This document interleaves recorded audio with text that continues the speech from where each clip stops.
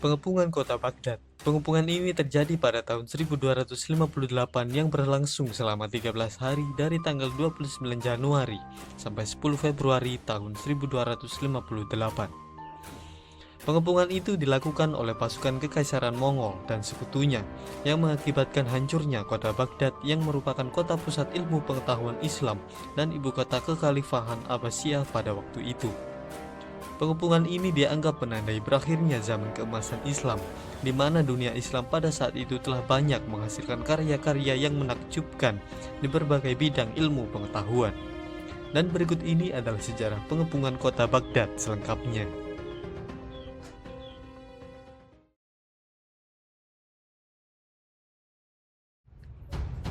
Sudah berapa abad Baghdad menjadi ibu kota dari kekhalifahan Abbasiyah yang penguasanya merupakan keturunan dari Abbas, yaitu paman dari Nabi Muhammad SAW. Pada tahun 751, Abbasiyah menggulingkan kekhalifahan Bani Umayyah dan memindahkan ibu kota kekhalifahan dari Damaskus ke Baghdad. Pada masa keemasannya, kota ini dihuni oleh sekitar 1 juta orang dan dijaga oleh 60.000 tentara. 3 buah dinding melingkar dibangun untuk pertahanan kota ini. Pada abad ke-8 dan ke-9, Baghdad dianggap sebagai kota terkaya di dunia. Para pedagang Tiongkok, India, dan Afrika Timur bertemu di sini. Namun pada pertengahan abad ke-13, kekuatan Abbasiyah telah menurun. Meski demikian, Baghdad masih bisa mempertahankan julukannya sebagai kota yang kaya dan berbudaya. Para khalifah di abad ke-12 dan 13 mulai mengembangkan hubungan diplomatis dengan kekaisaran Mongol yang telah berkembang di timur. Khalifah An-Nasir Lidinillah yang memerintah di tahun 1180 sampai 1225 kemungkinan telah mencoba menjalin hubungan sebagai aliansi dengan Genghis Khan ketika Muhammad II dari kerajaan Khwarizmia mengancam akan menyerang dinasti Abbasiyah. Ada desas-desus bahwa beberapa tawanan tentara salib dikirim sebagai tanda penghormatan kepada Kaisar Mongol. Menurut The Secret History of the Mongol, Genghis Khan dan penggantinya Ogedei Khan memerintahkan Jenderal Komar Khan untuk menyerang Baghdad. Lalu pada tahun 1236, Komar Khan memimpin divisi pasukan Mongol ke daerah Irbil yang masih berada di bawah kekuasaan dinasti Abbasiyah. Sejak saat itu, serangan yang dilancarkan Mongol ke berbagai daerah kekuasaan dinasti Abbasiyah terjadi hampir setiap tahun. Bahkan beberapa serangan diduga telah mencapai Baghdad, tetapi serangan Mongol yang bertubi-tubi ini selalu gagal dengan pasukan Abbasiyah yang mengalahkan mereka pada tahun 1238 dan 1245. Terlepas dari banyaknya gempuran Mongol, dinasti Abbasiyah ingin berdamai dengan orang-orang Mongol dan pada tahun 1241, mereka telah mengirim hadiah tahunan ke pengadilan kekaisaran Mongol.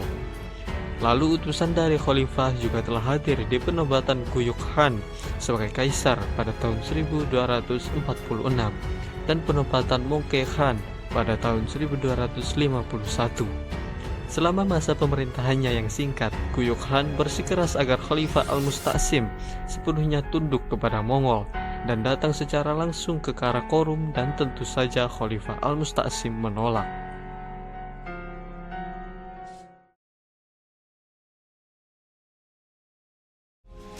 Pada tahun 1257, Mongke memutuskan untuk memperluas kekuasaan Mongol ke daerah Mesopotamia, Suriah, dan Persia. Kemudian Kaisar memberi wewenang kepada saudaranya yang bernama Hulagu untuk memimpin daerah taklukan, tentara, dan memberi instruksi untuk penaklukan ke berbagai negara muslim, termasuk kekhalifahan Abbasiyah. Mongke juga memerintahkan Hulagu untuk menghancurkan Baghdad jika khalifah menolak tuntutannya untuk tunduk secara pribadi kepada Hulagu, dan membayar upeti dalam bentuk detasemen militer yang akan memperkuat pasukan Hulagu selama kampanye melawan negara-negara Ismaili Persia. Dalam persiapan untuk invasi, Hulagu membentuk pasukan ekspedisi secara besar-besaran dan menerapkan wajib militer untuk salah satu dari 10 laki-laki di semua wilayah kekaisaran Mongol. Hal ini merupakan perekrutan terbesar dalam sejarah pasukan kekaisaran Mongol, dan pasukan Mongol juga diperkuat oleh pasukan Kristen dari Raja Armenia, pasukan Georgia, dan kontingen Frank dari Principality of Antiochia. karena mereka ingin membalas dendam pada dinasti Abbasiyah. Sekitar 1.000 ahli artileri Tiongkok juga bergabung di dalam pasukan Mongol. Sebelum ke Baghdad, Hulagu memimpin pasukannya lebih dulu ke Persia. Di sana Mongol sukses melawan Lurs, Bukhara, dan sisa-sisa dinasti Khwarezmiyah Shah.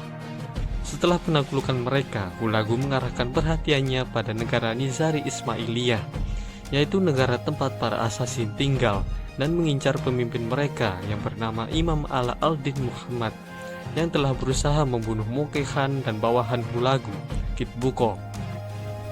Namun bagaimanapun juga, negara itu tidak cukup kuat untuk menahan gempuran dari pasukan gabungan Mongol. Setelah para asasin kalah, pasukan Mongol mengeksekusi pemimpin besar mereka, yaitu Imam Ruk al-Dun Khursah, yang ternyata telah menggantikan Imam Ala al-Din Muhammad yang diincar oleh Hulagu. Setelah mengalahkan asasin, Hulagu mengirim pesan ke Khalifah Al-Musta'sim yang menuntut agar Khalifah setuju pada ketentuan yang diberikan oleh Mongke. Al-Musta'sim pun menolak karena menurut penasehatnya, jika ibu kota kekhalifahan terancam oleh tentara Mongol, maka dunia Islam akan bergegas membantu. Tapi sayangnya Al-Musta'sim lalai karena ia tidak memanggil pasukan lain untuk memperkuat pasukan di Baghdad, dan dia juga tidak segera memperkuat benteng untuk mempertahankan kota.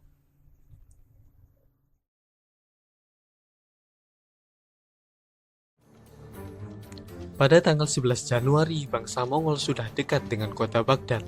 Mereka segera membangun formasi di tepi sungai Tigris. Lalu Al-Musta'sim memutuskan untuk berperang dengan mereka dan mengirim pasukan berkekuatan 20.000 kavaleri untuk menyerang formasi pasukan Mongol. Namun puluhan ribu kavaleri itu cukup mudah dikalahkan oleh pasukan Mongol karena prajurit Mongol menghancurkan tanggul di sepanjang sungai Tigris, sehingga air banjir datang dari arah belakang pasukan Abbasiyah dan menjebak mereka. Khilafah Abbasiyah diperkirakan dapat memanggil 50.000 tentara, termasuk 20.000 kavaleri di bawah komando Al-Musta'sim. Namun pasukan ini dikumpulkan dengan tergesa-gesa, membuat mereka kurang memiliki persiapan untuk menghadapi perang ini. Meskipun Khalifah Al-Musta'sim secara teknis memiliki wewenang untuk memanggil tentara dari kerajaan muslim lainnya, ia mengabaikan hal itu, atau bisa juga ia tidak memiliki kemampuan untuk melakukannya, karena para amir Suriah yang mendukungnya sibuk mempersiapkan pertahanan mereka sendiri. Kemudian pada tanggal 29 Januari, tentara Mongol mulai menyiapkan pengepungannya di Baghdad. Mereka membangun pagar dan parit di sekitar kota dan merakit mesin pengepungan dan ketapel. Setelah itu, orang-orang Mongol berusaha untuk menembus tembok kota, dan pada tanggal 5 Februari, mereka telah menghancurkan sebagian besar dari pertahanan kota. Karena menyadari kalau pasukannya memiliki sedikit peluang untuk menang, Al-Musta'sim berusaha membuka bernegosiasi dengan Hulagu. Sekitar 3.000 tokoh terkemuka Baghdad juga mencoba bernegosiasi dengan Hulagu, tetapi mereka semua dibunuh. 5 hari kemudian, pada tanggal 10 Februari, Baghdad akhirnya menyerah. Tetapi pasukan Mongol tidak segera memasuki kota itu. Namun 3 hari setelah Baghdad menyerah, pasukan Mongol memulai pembantaian dan penghancuran yang berlangsung selama 1 minggu. Ada sebuah kisah kontemporer yang menyatakan kalau tentara Mongol telah menjarah dan menghancurkan masjid, istana, perpustakaan, dan rumah sakit. Buku-buku berharga dari 36 perpustakaan umum di Baghdad telah tercabik-cabik. Para penjara menggunakan sampul kulit buku tersebut sebagai sandal. Bangunan-bangunan besar yang merupakan hasil karya generasi emas di Baghdad dibakar habis. The House of Wisdom, yakni perpustakaan besar di Baghdad yang berisi dokumen-dokumen sejarah yang berharga yang tak terhitung jumlahnya, dan buku dari berbagai mata pelajaran mulai dari obat-obatan sampai astronomi juga dihancurkan.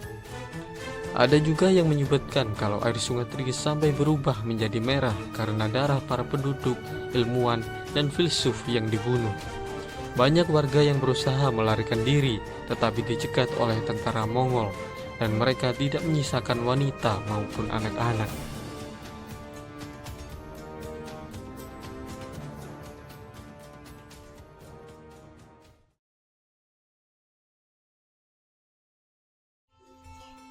Saat itu, Khalifah Al-Musta'sim sudah ditangkap dan ia dipaksa untuk menyaksikan secara langsung ketika warganya dibantai dan hartanya dijarah. Menurut sebagian besar laporan, bangsa Mongol mengeksekusi Khalifah dengan cara menggulung badannya dengan karpet. Kemudian para penunggang kuda mengarahkan kudanya untuk menginjak-injaknya. Kenapa dieksekusi seperti itu? Karena bangsa Mongol percaya jika darah seorang bangsawan jatuh ke tanah, maka bumi bisa tersinggung. Istri Hulagu yang beragama Kristen yang bernama Dogus Khatun berhasil membujuk Hulagu untuk mengampuni nyawa penduduk Kristen di Baghdad. Dari semua putra Al-Musta'sim yang terbunuh, hanya ada satu putranya yang masih dibiarkan hidup, dan ia pun dikirim ke Mongolia dan menikah di sana. Setelah pembantaian, Hulagu memindahkan kemahnya ke arah yang berlawanan dengan hembusan angin karena bau busuk akibat dari pembantaian. Setelah selesai urusannya di Baghdad, Hulagu pergi dan ia meninggalkan 3.000 tentara Mongol untuk membangun kembali kota Baghdad. Kemudian Atamalik Juvaini diangkat menjadi gubernur Baghdad, Mesopotamia bawah dan Khuzistan. Setelah Guo Khan kembali ke dinasti Yuan untuk membantu Kubilai Khan menaklukkan dinasti Song. Awalnya, jatuhnya kota Baghdad menjadi kejutan bagi seluruh dunia muslim.